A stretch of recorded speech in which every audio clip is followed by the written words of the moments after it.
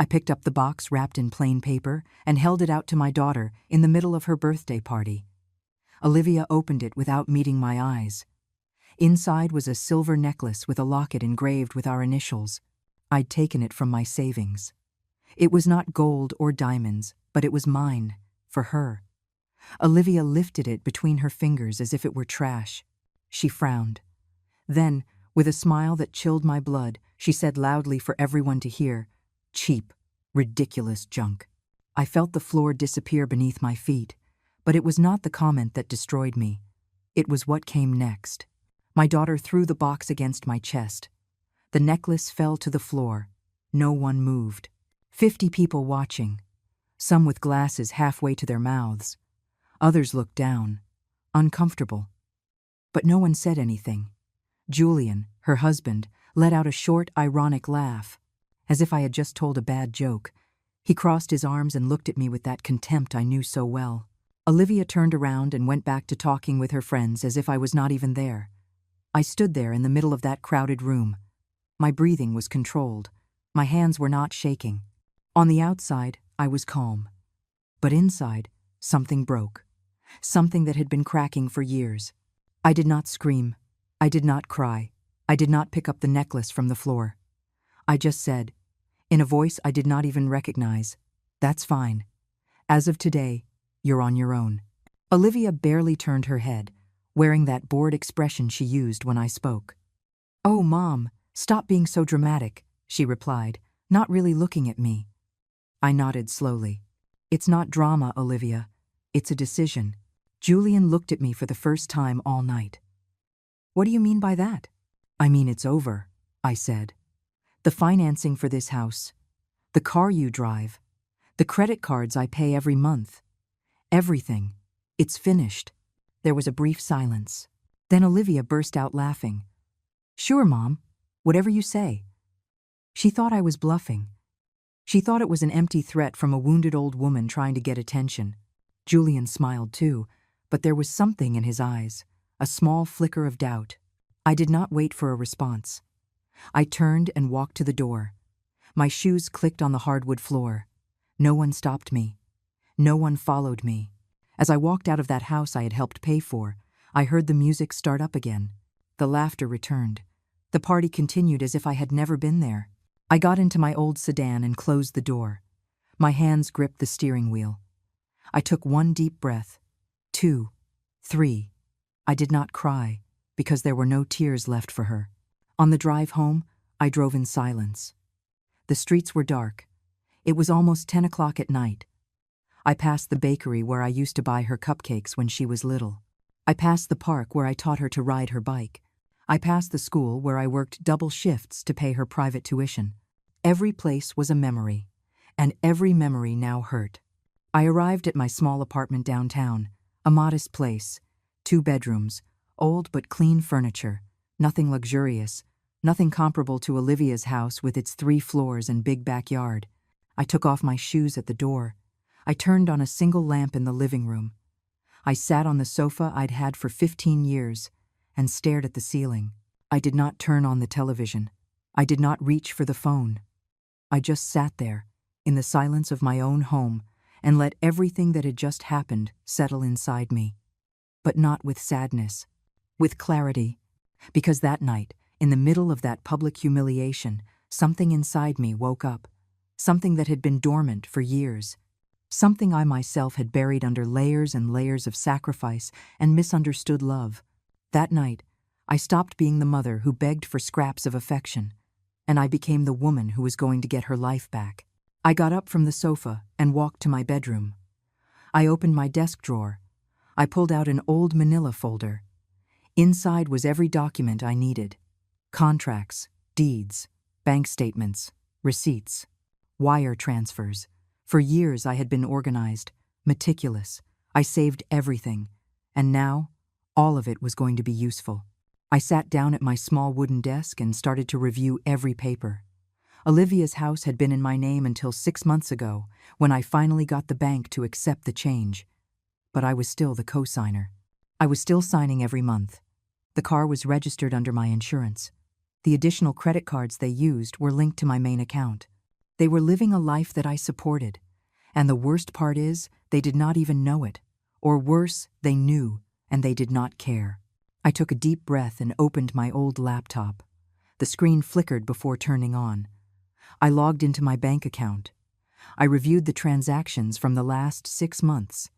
Dinners for $200. Designer clothes. Trips to the beach. Spas. Salons. All charged to the cards I paid for. Meanwhile, I was eating canned soup and crackers. I bought my clothes at thrift stores. I had not taken a vacation in 5 years. I closed the laptop, not with anger, with determination. The next morning, I would start dismantling everything, piece by piece. That night, before bed, I looked in the bathroom mirror. I saw a 72-year-old woman, gray hair, wrinkles, tired hands. But I also saw something else. I saw someone who was still alive, someone who still had strength, someone who was no longer going to let herself be treated like garbage. I splashed cold water on my face. I put on my old nightgown and got into bed. The bed was cold. It always was. Ever since my husband died 20 years ago, this bed had been mine alone. I closed my eyes, and for the first time in a long time, I did not dream about my daughter. I dreamed about me. The next morning, I woke up at 6. As always, my body was used to waking up early after 50 years of work. I made a simple coffee and sat by the kitchen window. From there I could see the street waking up, the food trucks setting up their spots, the women sweeping their front steps. Life went on, just like every day. But for me, something had changed. I drank my coffee slowly and let my mind drift back, way back, to when it all began. To when Olivia was just a little girl with big eyes who hugged me every night before bed. I remembered the day she was born. I was 27 years old. Her father, Michael, was so nervous in the waiting room, he almost fainted when the nurse let him in. Olivia arrived crying loudly, her fists clenched, demanding attention from the very first second. And I loved her. My God, how I loved her. The first few years were hard, but beautiful. Michael worked at a factory. I worked part-time at a laundromat. We did not have much money, but we had enough. Olivia wore hand-me-downs from her cousins. She played with second-hand dolls. And she was happy. Then Michael died. It was an accident at the factory. A machine that was not calibrated right. A moment of carelessness. 1 second, my husband was there. And the next, he was gone. Olivia was 5 years old. I remember she did not understand why her daddy was not coming home. She asked me every night when he was coming back. I did not know what to tell her. I could barely breathe from the pain, but I had to be strong. I had to keep going, for her. I got a second job. I cleaned offices at night after working at the laundromat during the day. I slept 4 hours if I was lucky. Olivia stayed with my sister, Carol, while I worked. Sometimes I would not see her awake for days on end, but I kept going. Because that's what mothers do, right? They keep going. When Olivia turned 10, she started to change. She was not the sweet girl who hugged me anymore. She started comparing herself to her classmates at school. She started asking me why we did not have a new car like the Mesa family, why we could not go on vacations like the Salinas family, why her clothes were not name brand. I explained that we were doing the best we could, that money did not grow on trees, that we had the important things: health, a roof over our heads, food. But she did not listen. At 15, Olivia stopped inviting me to her school events. She said I embarrassed her, that my hands smelled like bleach, that my clothes were old, that her friends made fun of me. That hurt more than anything, but I justified it. I told myself it was just part of being a teenager, that she'd grow out of it. She did not grow out of it. When she finished high school, Olivia wanted to study fashion design at a private university. The tuition was $15,000 a year. I did not have that kind of money, but I got a loan.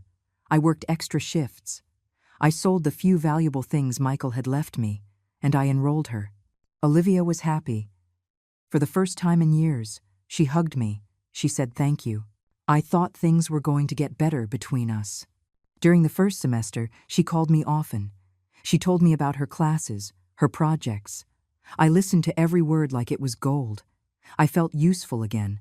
I felt like my sacrifice was worth it. But by the second semester, the calls became less frequent. By the third semester, we barely spoke. She only reached out when she needed money for materials, for outings. For new clothes, she needed to impress her professors.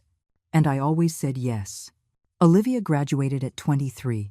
I was at her ceremony. I sat in the very back because she asked me not to sit up front. She said there would be professional photographers, and she preferred pictures just with her friends. I obeyed. After graduating, Olivia got a job at a boutique. It did not pay much, but it was a start. She rented a small apartment with 2 friends. I thought she was finally going to be independent. But she kept asking me for money. For the security deposit? For furniture? For the clothes she needed for work? And I kept giving. At 26, Olivia met Julian. He worked in luxury car sales, always wore expensive suits, always had his hair perfectly styled. He spoke with the confidence of someone who has never had to worry about money. The first time I met him, I knew something was not right. The way he looked at me, like I was something insignificant, something to be tolerated only because he had to. But Olivia was in love, or at least it seemed like it. They got married a year later. The wedding cost $30,000. I paid for half. Julian and his family paid the other half, but they made it very clear that their contribution was more generous, that they were doing us a favor. At the wedding, Olivia sat me at a table in the back, next to distant cousins I barely knew. Julian danced with his mother all night. Olivia did too. But they never asked me to dance. I left early. No one noticed I was gone. After the wedding, I thought Olivia would mature, that she'd build her life with Julian, that I could finally rest a bit. But that's not what happened. 2 years into the marriage, Olivia got pregnant. She was excited. Julian, too. I was going to be a grandmother. But Olivia lost the baby at 4 months. It was devastating for her. And for me, too. I went to the hospital. I stayed with her all night. I held her hand while she cried. I told her everything would be okay, that she could try again. Julian was not there. He said he had to work, that he could not miss an important meeting. Olivia made excuses for him. She said I did not understand the pressure of his job. After that loss, Olivia changed. She became more bitter, more demanding. She started spending money on unnecessary things. Clothes she never wore. Expensive decorations for the house. Trips that only numbed her problems for a few days. And I kept paying. 3 years ago, Olivia and Julian decided to buy a house. A big house in an exclusive neighborhood. I did not have the money to help them with the down payment. But I took out another loan. I put my own apartment up as collateral. And I gave them $50,000. Olivia cried when I gave her the check. She hugged me. She told me I was the best mom in the world, that she would never forget it. But she did forget. As soon as they moved into that house, I stopped existing for her again. She only called when she needed me to water her plants while they were on vacation, or when she needed to borrow money for some new piece of furniture. I kept saying yes, because that's what mothers do. They keep saying yes, even when they should say no. I finished my coffee. It was cold by now. I looked out the window. The sun was fully up. The city was awake, and so was I. But this time, I woke up different. This time, I woke up with my eyes wide open. I got up from the table and walked to my room. I took an old notebook from the drawer. I opened it to a blank page, and I started writing. I wrote down every dollar I had given Olivia in the last 20 years. Every loan, every gift, every bill I paid for her. The numbers were terrifying. Over $300,000. $300,000 that I earned scrubbing floors, washing clothes, working until my hands bled. And in return, I got a necklace thrown on the floor. I closed the notebook. I took a deep breath. And in that moment, I made the final decision. I was no longer going to remember my daughter with blind love. I was going to remember her with clarity. Monday morning, I went to the bank. It was a normal day. The sky was gray. The streets were full of people heading to work. I had my old purse slung over my shoulder and walked with a steady pace. I was 72 years old, but my legs still worked. I walked into the bank at 9 o'clock sharp. The air conditioning hit my face. I sat in the waiting area and watched the people around me. Young people looking at their phones. Men in suits reviewing documents. No one paid any attention to me. To them, I was just another old woman running boring errands. But what I was about to do was not boring. When they called my name, I got up and followed the bank employee to her desk. She was a young woman, maybe 30, hair pulled back. Professional smile. "Good morning, Mrs. Thompson. How can I help you today?" I took out my ID and placed it on the desk. "I'm here to cancel the additional credit cards linked to my main account." The employee blinked. "The additional cards? Are you sure?" "Completely sure." She typed something into her computer. "I see you have 2 additional cards. One in the name of Olivia Miller and another for Julian Miller. Do you want to cancel both?" "Yes, both." "May I ask the reason?" I looked her directly in the eyes. "They are no longer necessary." The employee nodded slowly. "All right. I just need you to sign here and here." She passed me some documents. I signed without hesitation. "All set," she said. "The cards will be canceled within 24 hours. "Thank you." I stood up and walked out of the bank. The first step was done, but I did not stop there. I went straight to the insurance agency. It was a small office 3 blocks from the bank. The agent was an older man who had known me for years. Mr. Davis. Always polite, always proper. "Eleanor," he greeted me when I walked in. "What a surprise to see you. Everything all right?" "Everything is fine, Mr. Davis. I'm here to make some changes to my policies."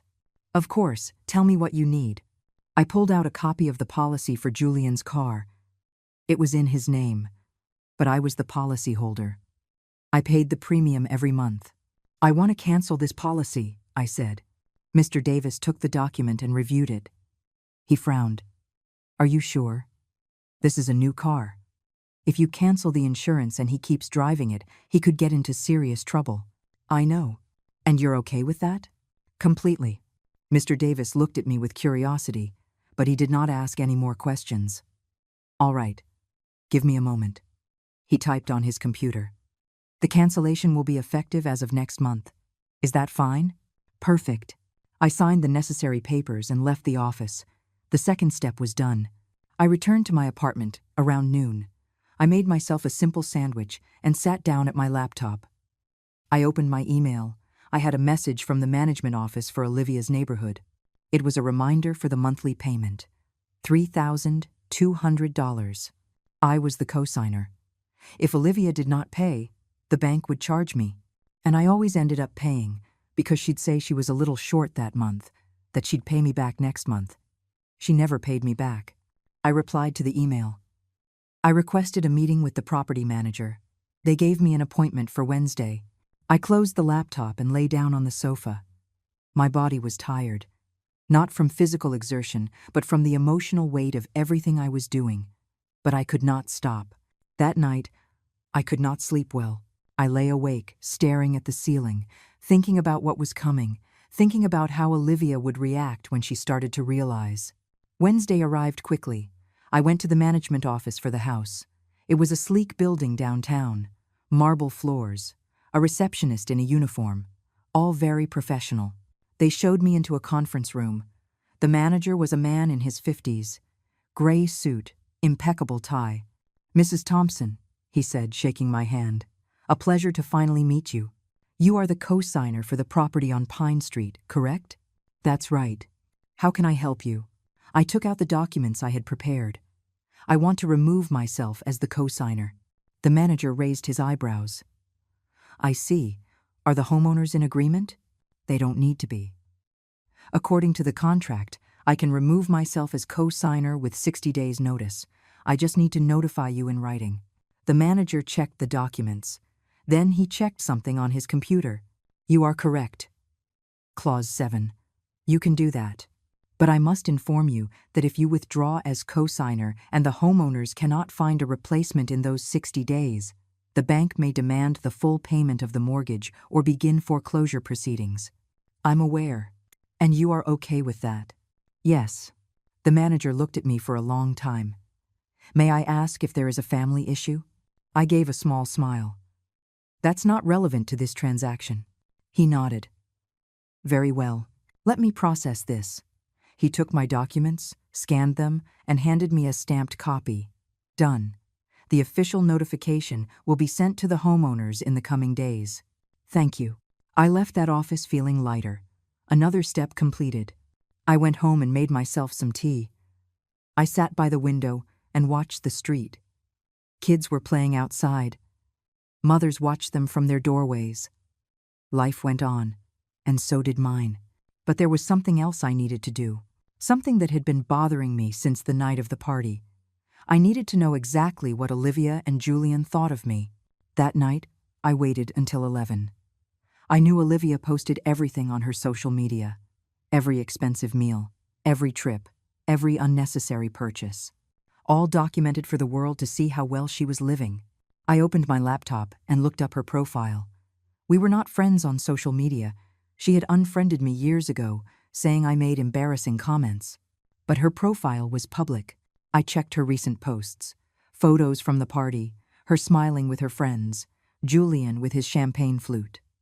The house decorated like something out of a magazine, but there were no photos with me. I did not exist in her public life. I kept scrolling. And then I found it. A comment thread on an old photo. A friend of Olivia's had asked why she never invited her mom to her events. Olivia's reply froze my blood. My mom is complicated. She always wants to be the center of attention. It's just better to keep her at a distance. I read those words 3 times. 4, 5. I never asked for attention. I never asked for anything. I only gave and gave and gave. And this is how she repaid me. I closed the laptop. My hands were shaking. Not from sadness, from contained rage. But I did not explode. I did not scream. I did not cry. I just took a deep breath and let that anger turn into something more useful. Cold determination. The next day, I called my old friend Sharon. We did not talk often, but she had always been loyal, always been honest with me. We met at a small cafe near the market. Sharon arrived with her usual warm smile. We hugged. We ordered coffee. "Eleanor," she said after a moment, "you look different." "Different how?" "I don't know." "More serious." "More." "Decided." I gave a small smile. "I'm making some changes in my life."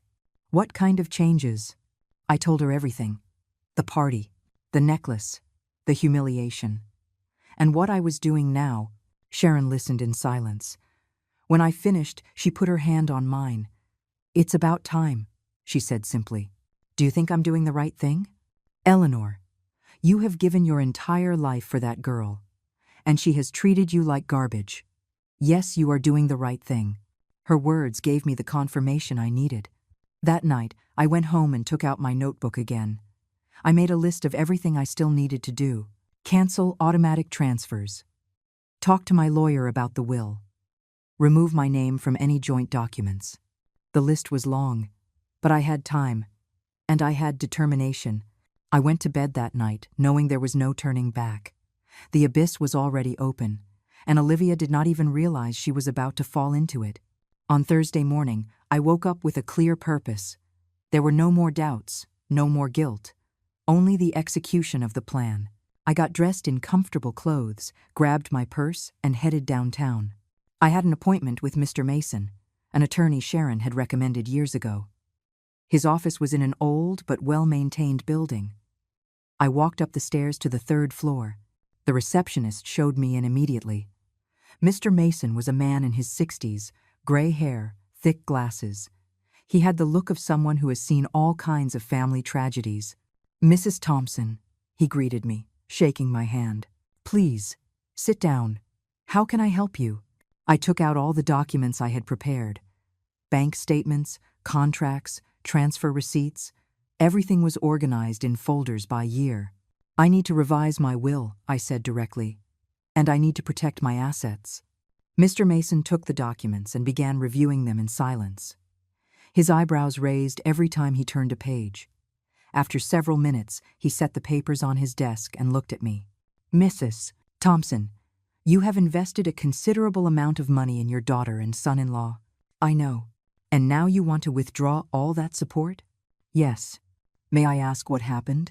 I told him the whole story, from the necklace to the social media comments. Mr. Mason listened without interrupting. When I finished, he nodded slowly. I understand. What you want to do is completely legal. You have every right to manage your assets as you see fit. No one can force you to continue supporting adults who are capable of working. Exactly. Now, the lawyer continued, I need you to understand the consequences. If you remove yourself as co-signer for the house and they cannot pay the mortgage, they will lose the property. If you cancel the cards and insurance, they will have to find their own options. This can create a very serious conflict. I don't care anymore. Mr. Mason looked at me with something that looked like respect. All right. Then let's begin. First, we'll modify your will.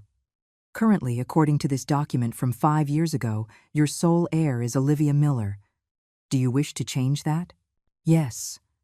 I want to leave everything to a foundation for elderly women, or divide it among charities. Anything but leave it to her. Understood. I will draft the new will this week. I also recommend we revoke any power of attorney she might have over you. Power of attorney? Mr. Mason checked the documents again. Here's one. Signed 3 years ago. It gives your daughter authority to make medical and financial decisions if you are incapacitated. I felt a chill. I did not remember signing that, but then I did. It was after I had a fall at home. Olivia insisted it was necessary, just in case something worse happened. I signed without reading it properly. Cancel it, I said firmly. We will do that today. We spent the next hour reviewing every document, every contract, every agreement. Mr. Mason took notes on a yellow legal pad. Occasionally he asked technical questions, which I answered as best I could. When we finished, he leaned back in his chair. Mrs. Thompson, all of this will take about 2 weeks to complete. Legal documents need time to be processed. But once they are ready, you will be completely independent. No member of your family will have access to your decisions or your assets. Perfect. One last thing, Mr. Mason added. I recommend you open a new bank account at a different bank and transfer your savings there. If your daughter has access to your current account information, it's better to be safe. I had not thought of that. But it made sense. I'll do it tomorrow. I left the lawyer's office feeling strangely calm. Every step I took moved me further away from the woman I had been. The woman who said yes to everything. The woman who let herself be, walked all over. That woman no longer existed. On Friday, I went to another bank. One on the other side of town. I opened a new account in my name only. I transferred all my savings. It was $52,000. It was not much after a lifetime of work, but it was mine. As I did the transfer, I thought about how many times Olivia had borrowed money, how many times she promised to pay it back, how many times I ended up forgiving the debt because I did not want to pressure her. Never again. I returned home that afternoon and sat down at my computer. I went into my online banking. There were 3 automatic payments set up, one for Olivia's house payment, another for Julian's car payment, and a third for a gym membership Olivia used. I canceled all of them. Click, click, click. Each cancellation was a release. On Saturday, Sharon invited me to her house for lunch. She made chicken, stew, rice, and green beans. Simple, delicious food. It had been years since I had enjoyed a meal like that without worrying about how much it cost or if I should be saving to pay for something of Olivia's. You look better, Sharon told me as she served dessert. More peaceful. I feel better. Does she know what you're doing yet? Not yet. The notifications from the bank and the management office will arrive next week. Sharon nodded. And what are you going to do when she calls? Not answer. And if she comes to your house? I'd thought about that. Then I'll tell her the same thing I told her at the party. It's over. There's nothing more to discuss. It's going to get hard, Eleanor. I know, but I don't care anymore. Sharon took my hand. I'm here, whatever you need. Her words gave me strength. On Sunday, I decided to do something I had not done in years. I went to the park. I sat on a bench under a large tree and watched the families pass by, children running, parents chasing them, grandparents pushing strollers. I wondered what my life would have been like if Michael had not died, if we had grown old together, if Olivia had grown up with both parents. Maybe things would have been different. Or maybe not. Maybe Olivia was always going to be who she was. Someone who valued appearances more than people. Someone who measured love in dollars.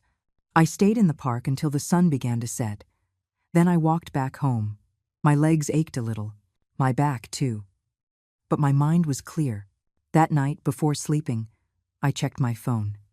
No messages from Olivia. No calls. Nothing. To her, I was still invisible. But that was about to change. Monday started quietly. I woke up early as usual, made my coffee, sat by the window. Everything seemed normal, but I knew that at some point this week, Olivia would receive the notifications. The bank would inform her of my withdrawal as co-signer. The insurance company would confirm the cancellation of the car policy. The credit cards would stop working. And then, it would all begin.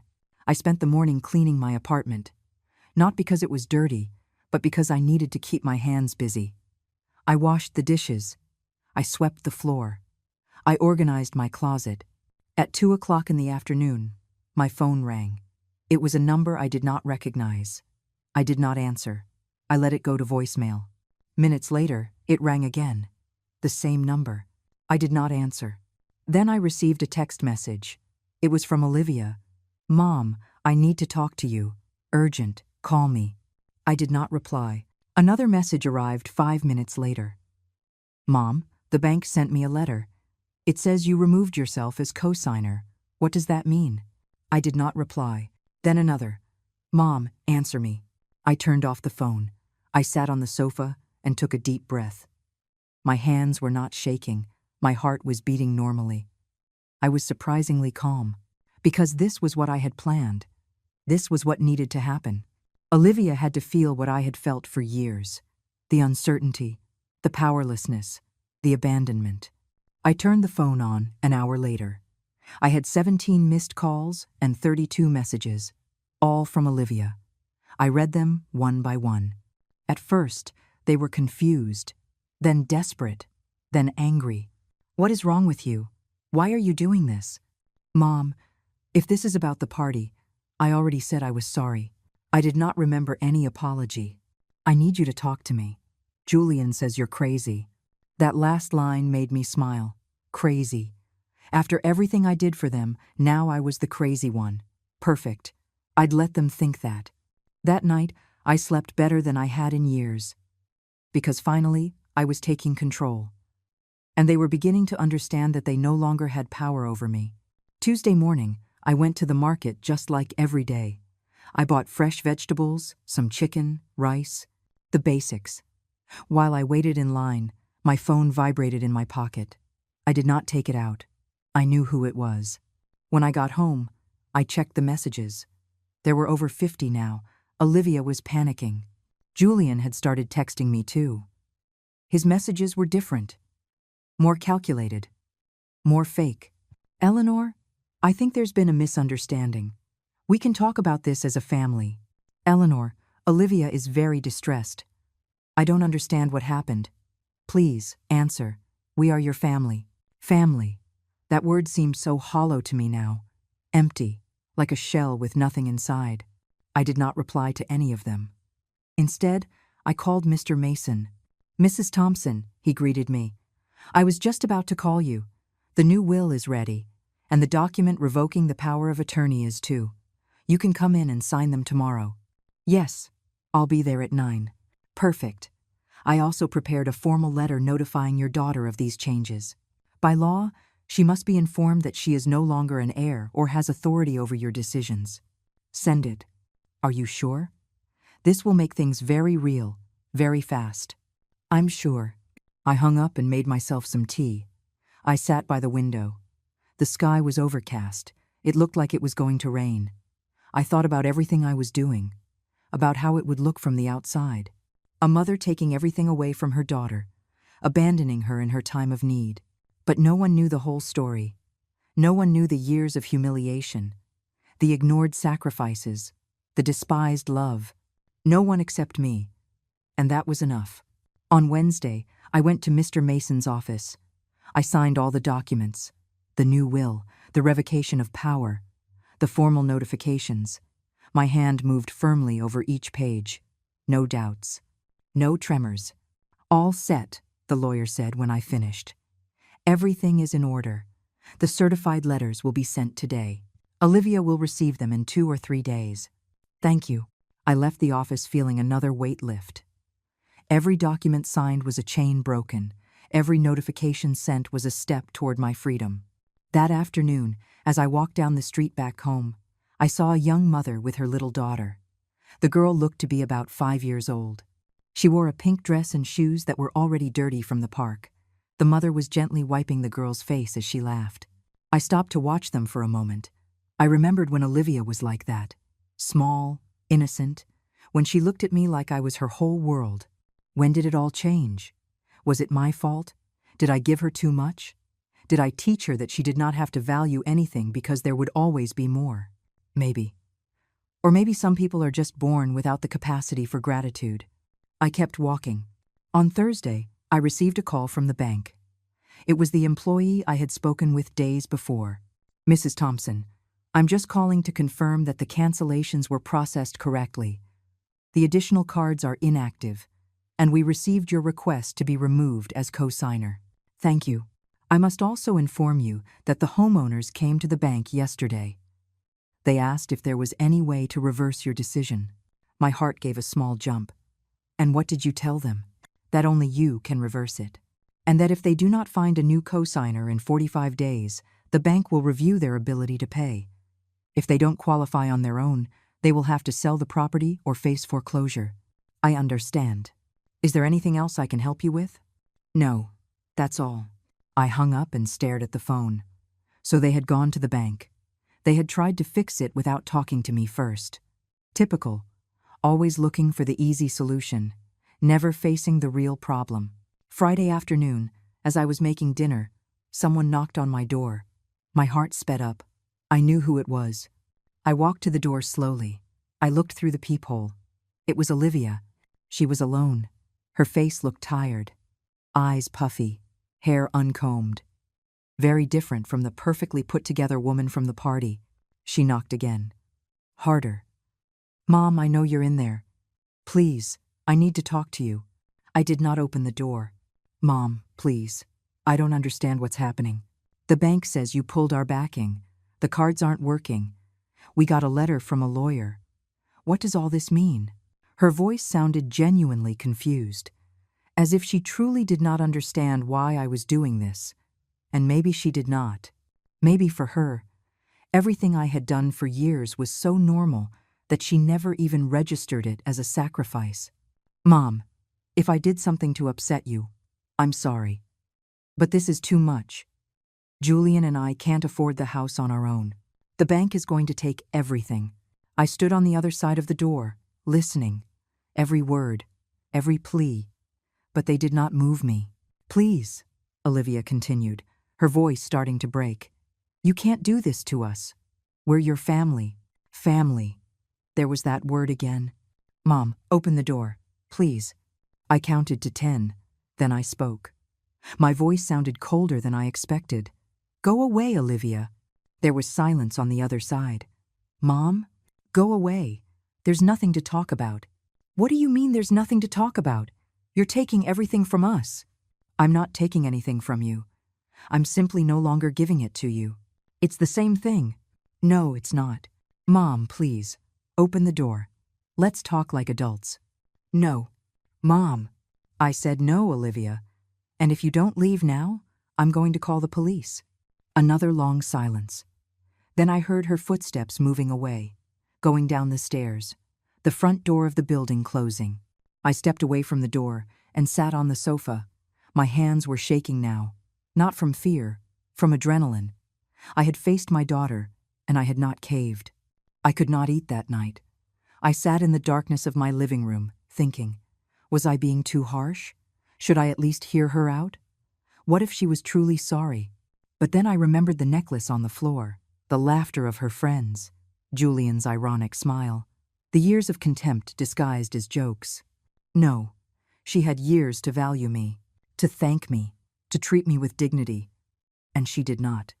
Now it was too late. On Saturday, Sharon came to visit. I told her about Olivia's visit. "And what did you feel?" she asked. "Nothing," I answered honestly. I expected to feel guilt or sadness, but I felt nothing. "That's good, Eleanor.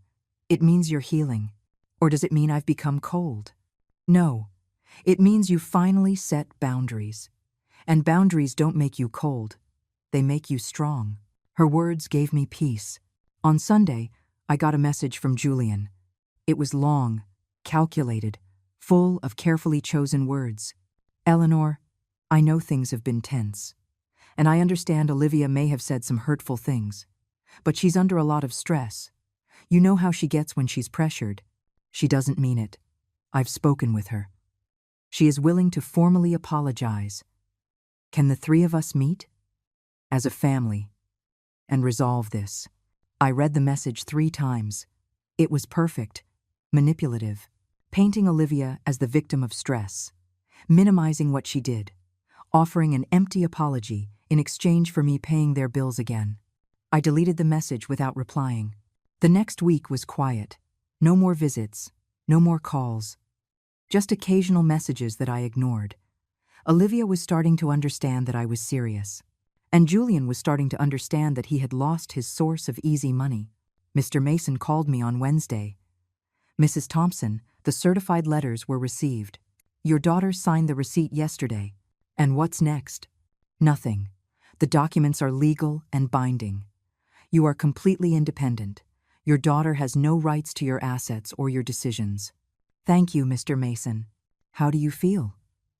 It was an odd question coming from a lawyer, but I appreciated it. "Free," I replied, and it was true. For the first time in decades, I was completely free. I went to bed early that night. I closed my eyes, and I dreamed of the future. A future where I was not the sacrificial mother, but simply Eleanor, a 72-year-old woman who still had life left to live and who was finally going to live it for herself. 2 weeks passed in silence. 2 weeks in which my phone stopped ringing, in which the desperate messages dwindled to nothing. It was as if Olivia and Julian had finally accepted that I was not going to change my mind. But I knew better. This was the calm before the storm. During those 2 weeks, I kept my routine. I went to the market. I visited Sharon. I walked in the park. I read books I had bought years ago and never had time to finish. I was discovering who I was, without the weight of being the mother who gave everything. And I liked this woman. On Thursday afternoon, as I was returning from the market, I saw a car parked in front of my building. It was Julian's car. A red sports car, the one I had stopped insuring weeks ago. My heart sped up, but I kept walking with a steady pace. When I reached the entrance, Julian got out of the car. He was wearing a gray suit, hair perfectly styled, that fake smile I knew so well. "Eleanor," he greeted me, as if we were old friends. "What a coincidence running into you." "A coincidence, of course. What do you want, Julian?" "Just to talk. 5 minutes, I promise." I looked at him. There was something different about him. His smile did not reach his eyes. There was tension in his shoulders. "I have nothing to talk to you about. Please. It's not for me. It's for Olivia. She's in a bad way, Eleanor. She's not sleeping, not eating right. She's depressed. That is not my problem." Julian blinked, as if he could not believe what I had just said. "How can you say that? She's your daughter." My daughter threw a gift in my face and called me ridiculous in front of 50 people. My daughter has not treated me with respect in years. So yes, Julian, she is no longer my problem. Julian changed his tactic. The smile vanished. His voice became more serious. "Look, I know Olivia messed up. I know it, and she knows it too. But what you're doing is too much. They're going to take the house. I can't afford the car payments. I lost a major contract because I couldn't get to my meetings on time. Buy a cheaper car. Take the bus. Work harder. It's not that simple." "Of course it is. It's exactly what I did for 50 years. Julian clenched his jaw. The mask was slipping. "We're not like you, Eleanor. We have a standard of living. Social obligations. We can't just downgrade like that." There it was. The truth, finally coming out. They were not like me. They were better, more important. And I was just the old woman who was supposed to keep paying to maintain their illusion. Go away, Julian. Eleanor, please, be reasonable. I was reasonable for 20 years. It's over. And what about your grandchild? I froze. What grandchild? Julian smiled. But it was a cruel, victorious smile. Olivia is pregnant. 3 months. We were going to tell you at the party, but after your little scene we decided to wait. I felt something twist inside me. A grandchild. I was going to have a grandchild, but then I looked into Julian's eyes. And I saw the manipulation. The strategy. This was not news shared with love. This was a card played at the perfect moment. Congratulations, I said coldly. I hope you'll be good parents. Julian's smile faltered. That's it? You don't care about your grandchild? I'll care when it's born, and when it's old enough to decide if it wants to know me. But I'm not going to let you use it as a bargaining chip. You're unbelievable, Julian said, his voice now full of venom. You're a bitter, selfish old woman. Olivia is right. You've always been a dead weight in our lives. Those words should have hurt me. A month ago, they would have shattered me. But now, they only confirmed what I already knew. Goodbye, Julian. I turned and walked into the building. I heard him shout something else behind me, but I paid no attention. I walked up the stairs. I entered my apartment. I locked the door. I sat on the sofa and took a deep breath. A grandchild. I was going to be a grandmother. And instead of joy, I felt empty. Because I knew that baby would be used as a weapon, as an excuse, as a reason for me to go back to being the woman who gave everything and received nothing. I was not going to let that happen. That night, I called Sharon and told her what happened. And how do you feel? She asked. Confused, sad, but also sure of my decision. It's normal to feel all of that. Eleanor, a baby is a blessing. But you can't let them use it to manipulate you. I know. But it hurts. Love always hurts, but self-respect hurts less. She was right. The next few days were strangely quiet. No more visits, no more messages. It was as if Julian and Olivia had finally accepted defeat. But I knew better. They were planning something. I could feel it. On Tuesday morning, as I was drinking my coffee, my phone rang. It was an unknown number. I normally did not answer, but something told me I should this time. Hello. Eleanor Thompson? Yes. This is General Hospital. Your daughter Olivia Miller was admitted this morning. You are listed as her emergency contact. My heart stopped. What happened? She had an episode of high blood pressure. She's stable now, but the doctor wants to speak with the family about her pregnancy. Can you come? I hung up the phone with trembling hands. Olivia was in the hospital, pregnant, with high blood pressure. I should run to the hospital. That's what a normal mother would do. But I was not a normal mother anymore. I got dressed slowly. I grabbed my purse, and I walked to the hospital. But not with desperation, with caution, because I knew this could also be part of their plan. And I was no longer the woman who was easy to manipulate, not anymore. I arrived at the hospital 40 minutes later. I did not run. I did not take a taxi. I walked to the bus stop and waited patiently. If it was a real emergency, the doctors were attending to her. If it was a setup, my rushing would only give them more power. I walked in through the main doors. The smell of disinfectant hit me immediately.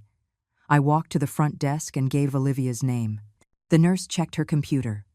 Room 312, 3rd floor. I took the stairs. My legs protested, but I did not stop. When I reached the 3rd floor, I saw Julian in the hallway. He was on the phone. When he saw me, he hung up quickly. Eleanor. You came. How is she? Stable. It was a scare. Her pressure spiked this morning. The doctor says it's from the stress. Stress. Of course. And I was the cause of the stress, according to them. Can I see her? Julian hesitated. She's sleeping. The doctor gave her a mild sedative. Then I'll wait. I sat in one of the chairs in the hallway. Julian stood there, uncomfortable. He did not know what to do with me. This version of me was new to him. The one who did not jump to obey. The one who did not apologize for existing. Eleanor, he started after a moment.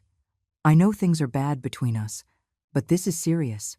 The doctor says if Olivia doesn't reduce her stress level, she could lose the baby. There it was. The guilt. The responsibility placed on my shoulders again. Stress can be reduced in many ways, Julian. Maybe if you two got stable jobs and stopped living beyond your means, Olivia would be calmer. Julian clenched his fists. We do work, but without your help, it's not enough. Then adjust your spending. It's not that easy. I know. I did it for 50 years. Julian looked at me with pure hatred, but he did not say anything else. He walked away toward the coffee machine down the hall. I sat there, looking at the door to room 312. Inside was my daughter, pregnant, at risk, and I felt less than I expected to feel. Maybe I was a bad person. Maybe I was an unnatural mother, as Julian had called me. Or maybe I was just tired. Tired of being the villain in a story where I had only tried to love. A nurse came out of the room. She saw me and approached. Are you Olivia's mother? Yes. You can go in. She's awake now. But just for a few minutes. She needs to rest. I stood up and walked into the room. Olivia was lying in the bed. She looked small, fragile. She had monitors connected to her arm. Her hair was loose and disheveled. When she saw me, her eyes filled with tears. Mom, I approached the bed, but I kept my distance. I did not sit. I did not take her hand. How do you feel? Awful. I'm scared. The doctor says my pressure is too high, that it could be dangerous for the baby. I nodded. And what are you going to do? Olivia looked at me, confused. What am I going to do? I need you to help me, Mom. I can't go through this alone. You're not alone. Julian is here. You know what I mean. I need your support. Financial, too. We can't pay for the medical bills without insurance. There it was again. Not I miss you. Not I'm sorry I treated you badly. Just I need your money. Olivia. Have you ever apologized to me? She blinked. What? For the necklace. For throwing it in my face. For humiliating me in front of everyone. Have you ever once apologized? Olivia looked away. Mom, I was upset that day. You know how I get when there are a lot of people.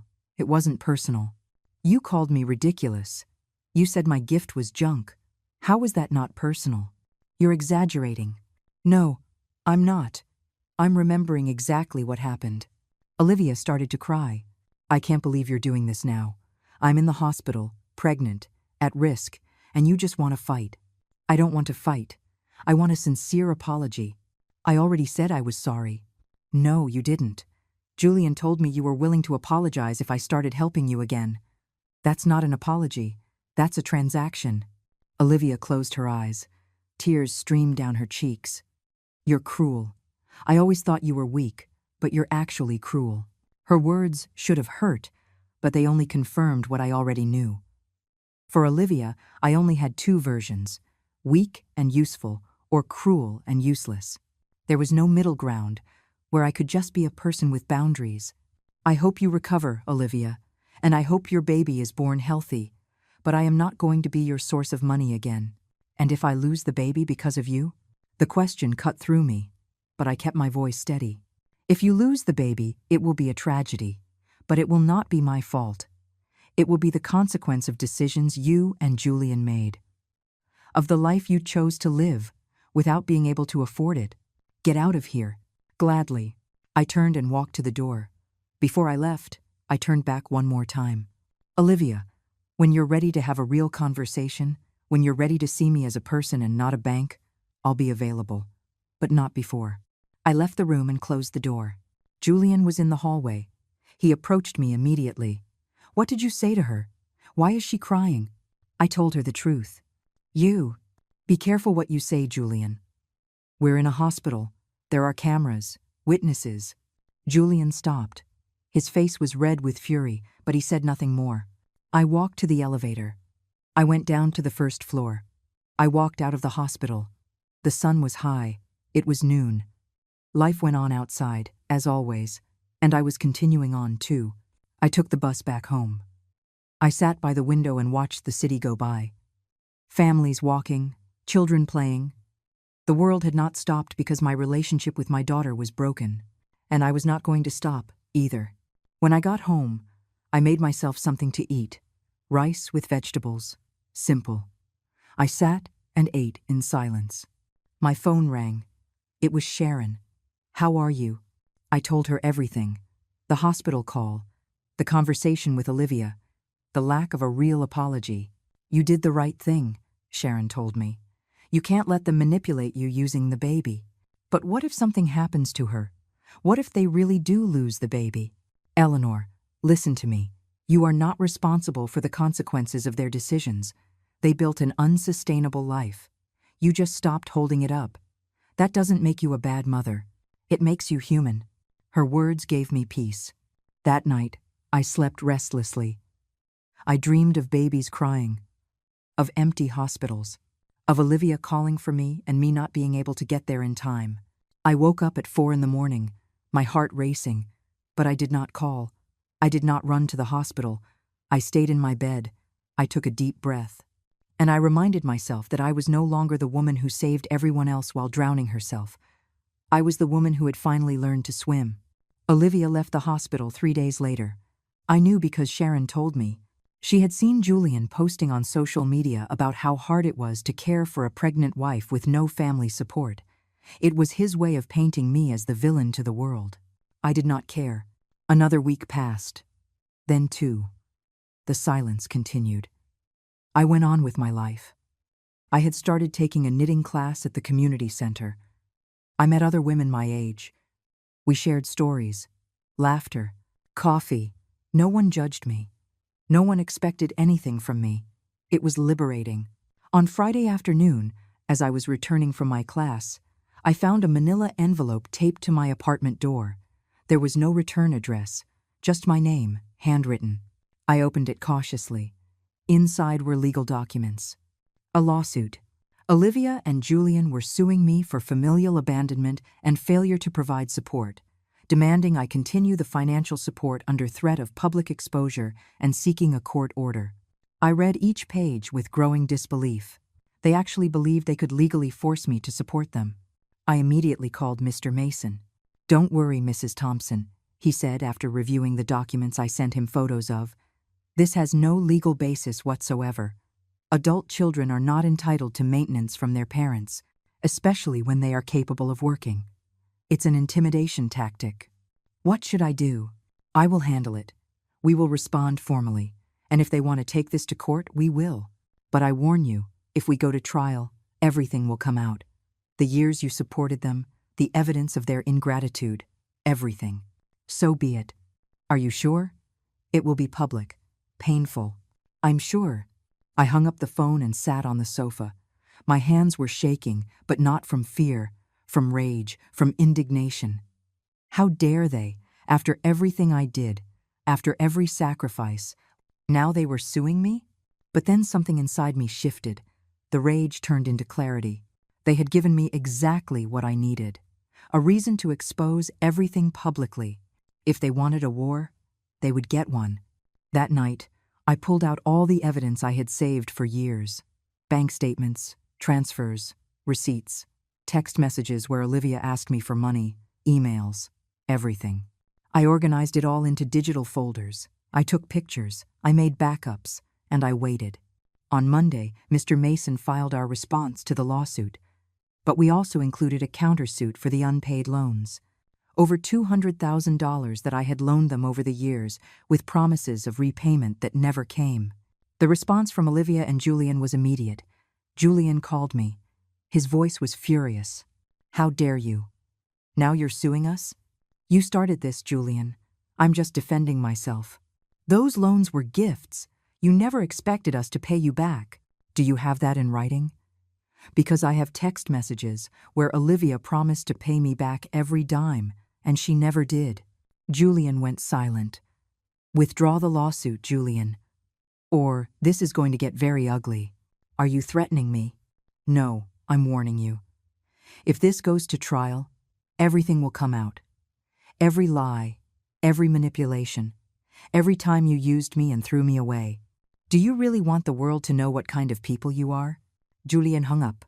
2 days later, I received a message from Olivia. It was a long audio file. Her voice sounded tired, defeated. Mom, I don't know what else to do. Julian says you're destroying us. That you're a resentful woman who wants to see us suffer. I don't want to believe that. But I don't understand what you want from me. I already apologized. What else do I have to do? Get on my knees? Beg you? I have no pride if that's what you're looking for. I'm pregnant. I'm scared. And my own mother has abandoned me. I listened to the audio 3 times, and I felt nothing, because it was not an apology. It was victim blaming. It was emotional manipulation wrapped in soft words. I did not reply. On Thursday, Mr. Mason called. Mrs. Thompson, they want to negotiate. They're offering to drop their lawsuit if you drop yours. No. Are you sure? We could end this here. I don't want to end it here. I want it to go to trial. Why? Because they need to understand that their actions have consequences. For years, they've treated me like I'm invisible, like my only purpose was to give them money. I want a judge to tell them, publicly, that they are wrong. The lawyer sighed. I understand. Then we will prepare everything for trial. The following weeks were intense. Meetings with the lawyer, preparing evidence, written declarations. Julian tried to contact me several times. Olivia too. They offered different versions of apologies, different promises, different pleas, all of them empty, all of them too late. Sharon came with me to every meeting. She held my hand when the emotions threatened to overwhelm me. She reminded me why I was doing this. It's not revenge, she told me. It's justice. It's setting boundaries. It's teaching them they can't treat people this way. A week before the trial, I received an unexpected call. It was Julian's mother. We had never had much of a relationship. She had always looked down on me, as if I were inferior to her family. Eleanor, she said in a cold voice, we need to talk. Go ahead. My son told me about the situation. I think you're being dramatic. Olivia is young. She made a mistake. But what you are doing is excessive. Dramatic? Your son and my daughter sued me first. Because you pushed them to it. You left them with nothing. What did you expect them to do? I expected them to work, like adults do. My son works. Your son lives beyond his means. And he expected me to pay the difference for the rest of my life. Julian's mother was quiet for a moment. Then she said something that surprised me. You know Olivia could lose the baby from this stress, right? Can you live with that? If Olivia loses the baby, it will be a tragedy. But it won't be because of me. It will be because of the decision she and her husband made. Because of the life they built on lies and debt. Are you a heartless woman? No. I'm a woman who finally learned to say no. I hung up. The night before the trial, I could not sleep. I sat by the window, looking out at the city. The lights twinkled in the distance. The world kept spinning, and tomorrow everything would change. Tomorrow, my story would be heard. Tomorrow, Olivia and Julian would have to face the truth. I lay down around dawn. I closed my eyes, and for the first time in weeks, I did not dream about them. I dreamed about me, walking alone, free, whole. The day of the trial dawned gray. I dressed in a simple brown suit I had bought years ago. I pulled my hair back. I looked in the mirror. The woman looking back at me was different from the one 3 months ago. She had the same age, the same wrinkles, but her eyes were different. There was no pleading in them anymore, only determination. Sharon came to pick me up. We went to the courthouse together. The building was imposing. Concrete steps, tall columns, people coming and going with files under their arms.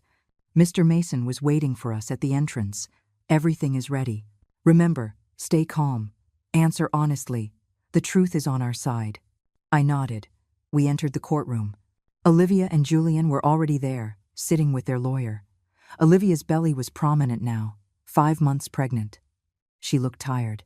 Julian looked at me with pure hatred. I did not look away. The judge entered. We all rose. He was an older man, in his 60s, with glasses and a serious expression. We will proceed with case number 4532. Thompson versus Miller and Miller. Olivia's lawyer spoke first. He presented his case. He spoke of a daughter abandoned by her mother at a vulnerable time, of a high-risk pregnancy, of the cruelty of withdrawing financial support for no reason. Every word was designed to paint me as a monster. Then Mr. Mason spoke. He presented the evidence. The bank statements, the transfers, the unpaid loans, the text messages where Olivia constantly asked for money, the social media posts where she flaunted luxuries while I lived on the bare minimum. The judge reviewed every document in silence. "Mrs. Eleanor Thompson," he called finally, "you may approach the stand." I stood up. My legs were shaking slightly, but I walked with a firm step. "Ma'am, why did you decide to withdraw financial support from your daughter?" I took a deep breath. Because for years, I was only a source of money for her. I was never her mother. I was never valued. And on her birthday, when I gave her a simple gift, she threw it on the floor and humiliated me in front of everyone. I understood then that I wasn't her family. I was her bank. And you did not consider that she might be in difficulty? I considered that she and her husband are able-bodied adults. I considered that I am 72 years old, that I worked for 50 years in hard jobs, that I sacrificed my entire life, and that I deserved to rest without continuing to be used. The judge nodded. "Mrs. Olivia Miller, please approach." Olivia stood up. She walked to the stand, holding her belly. A perfect performance. "Ma'am, is it true you threw your mother's gift on the floor?" Olivia hesitated. I was stressed that day. There were a lot of people. I didn't mean it. Did you apologize afterward? Silence. "Ma'am, did you apologize to your mother?" Not in those exact words. But she knew that. Answer yes or no. No. The judge reviewed more documents. "I see here you and your husband live in a $400,000 house, that you drive luxury cars, that you spend over $3,000 a month on non-essential expenses. Is that correct?" We work. We have a right to live well. "And how much do you both earn per month?" Olivia's lawyer intervened. "Your Honor, I don't see the relevance." "Answer the question, ma'am." Olivia lowered her voice. "About $5,000. And your mortgage and monthly expenses total $7,000. So you are living beyond your means. And you expected your 72-year-old retired mother to cover that difference indefinitely." It was not a question. It was a statement. Olivia did not answer. The judge took off his glasses and cleaned them slowly. Then he spoke. "I have reviewed all the evidence, and my decision is as follows. This lawsuit has no legal merit. Adult children are not entitled to maintenance from their parents, especially when they are capable of working and have chosen an unsustainable lifestyle. Mrs. Eleanor Thompson has every right to manage her resources as she sees fit." Olivia started to cry. Julian slammed his fist on the table. Furthermore, the judge continued, "I have reviewed Mrs. Thompson's countersuit for unpaid loans, and I find sufficient evidence that these loans existed and were not paid. Therefore, I order Olivia Miller and Julian Miller to pay the sum of $200,000 to Mrs. Eleanor Thompson within a period of no more than 2 years, with monthly payments of $8,000. Julian stood up. "That's impossible. We can't pay that." The judge looked at him coldly. "Then I suggest you sell your assets, adjust your lifestyle, and learn to live within your means." Case closed. The bang of the gavel echoed in the room. We left the courthouse. The sun had finally come out. Sharon hugged me. Mr. Mason was smiling. "We did it, Mrs. Thompson. Justice." I nodded. But I did not feel triumphant. I felt peace. Olivia and Julian came out minutes later. She was crying. He was yelling into his phone. They saw me and walked over. "Are you happy now?" Julian asked. "You destroyed us. We're going to lose everything." "No. You destroyed yourselves. I just stopped holding up your lie." Olivia looked at me with red eyes. "I hate you. I never want to see you again." Her words should have broken me, but they only set me free. "That's fine, Olivia. I don't need to see you, either." I turned around and walked to Sharon's car. I did not look back. The following months were a transformation. Olivia and Julian sold the house. They moved into a small apartment. Julian got a second job. Olivia had to stop spending on luxuries. I never heard from them directly again. My grandchild was born in December. I knew because a distant cousin sent me a photo. He was beautiful. He had Olivia's big eyes from when she was a baby. I cried when I saw that photo. But not from sadness, from acceptance. Maybe one day, when that boy was older, he would come looking for me, and I would be here. But I was not going to beg. I was not going to chase. I had learned the most important lesson of my life. You cannot force anyone to love you, not even your children. I used the money I had left to travel. I went to the beach for the first time in 20 years. I met new people. I made friends. I took more classes. I read books. I lived. One afternoon, while drinking coffee in the park, a woman sat down next to me. She was older than me, maybe 80. "Excuse me," she said. "Are you Eleanor Thompson?" "Yes. I read about your case in the newspaper. I just wanted to say, thank you." "Thank you?" "For doing what so many of us are afraid to do. For setting boundaries, for reminding us that we deserve respect, even from our own children." That conversation filled me more than any hug from Olivia in the last 20 years, because I understood something fundamental. I had not lost a daughter. I had gotten my life back. Today, I am 73 years old. I live alone in my small apartment. I do not have luxuries. I do not have a family that visits me every Sunday. But I have peace. I have dignity. I have the freedom to say no. And I have my name back. I am no longer just Olivia's mom. I am no longer just the one who pays. I am Eleanor. And my story is just beginning.